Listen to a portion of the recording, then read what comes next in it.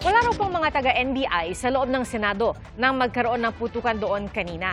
Iginit po yan ni NBI Director Attorney Melvin Matibag sa panayam kanina ng GMA News.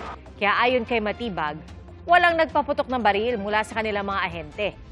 Pinabulaanan din ni Matibag ang pahayag ni Senate President Alan Peter Cayetano na umangkas umano sila sa sasakyan ng media para makapasok sa gusali. Wala rin anyang direktiba na arestuhin nila si Senador Bato de la Rosa.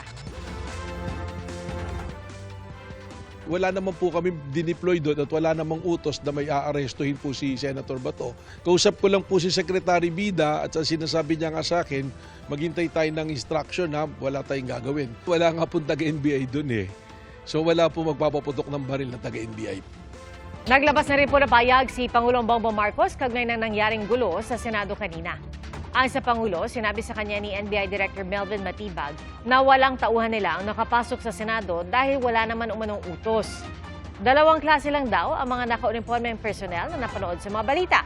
Ang mga pulis na naka-duty para bantayan ang Senado at ang isa pa ay ang Marine Detachment na trabaho ring i-secure ang Senado. Mga taga-USAA o Office of the Senate Sergeant at Arms naman daw ang mga nakasibilyan na may hawak na mahabang armas. Tiniyak din ng Pangulo na walang ibinigay na utos na arestuhin si Senator Ronald Bato de la Rosa. Wala pong instruction kahit na kanino na hulihin si Senator Bato. At ang nangyari, ang NBI, sinabihan ko nung lumabas yung resolution ng Supreme Court, mga alas 4 yung kaninang hapon, ay sinabi ko, umalis na kayo dyan. Nag-comply naman sila. Kaya nung kausap ko si Director Matibag, sabi niya walang NBI doon, nandito lahat kami sa opisina. Tayo maging kalma lang po.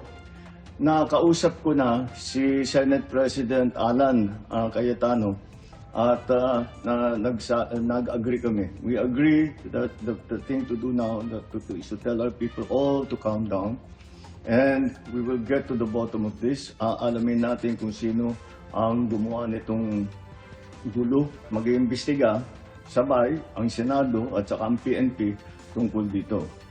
At masasabi ko lang at para hindi po mag-alala ang taong bayan, hindi po gobyerno ang gumawa nito.